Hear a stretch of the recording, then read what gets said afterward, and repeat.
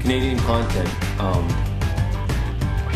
kind of ruins things for Canadian authors. If I was to, I did apply for grants 2 years in a row and I got rejected both times. I have a sneaking suspicion that if I had written a book that was terrible, but I used Canadian keywords like Toronto Maple Leafs, Iroquois Indians, Mounties, wrote a book about a Mountie who becomes friends with an Iroquois Indian and they go to a Leaf game, I strongly have the suspicion that I would have gotten a grant, because I think that the Toronto Arts Council and all councils and government bodies focus more on the country and Canadian content than they do on quality. Publishers will publish any book that meets their demographic. They're not going to publish a good book. They're just going to publish, if it's February and they need Valentine's Day books, and you wrote a romance novel, they're going to publish you. It doesn't matter if it's good. So we artists can't rely on publishers or governments to give them the recognition they feel they deserve. I think Canadians need to toot their own horns a lot more than they do.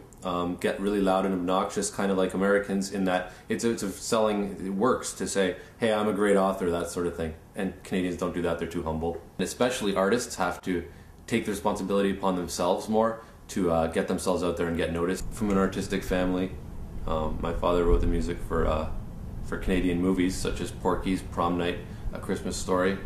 So I grew up very, very much, for example, my family did not encourage exercise. We have no athletes in my family. It's all artists. So it was pretty much bound to happen, I think, that I would go in that direction. I want to compete with television by having books that are very short and to the point. They don't drag on. They don't have overly flourishing descriptions of trees and things. I don't want to do that because personally I can't stand that. So basically, I mean, at the end of the day, I'm writing books that I want to read, and I have a very short attention span. So they have to be entertaining if I'm going to like them, and I think that they would compete with TV, especially since most things on TV are crap. Anyways, that gives me a bit of an advantage.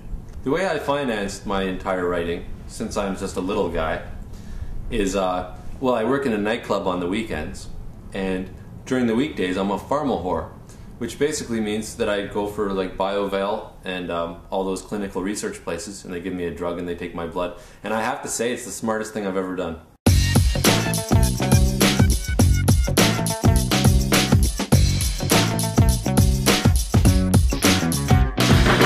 If I was a successful writer, it would be my responsibility to get the type of artists I like, to encourage them, support them.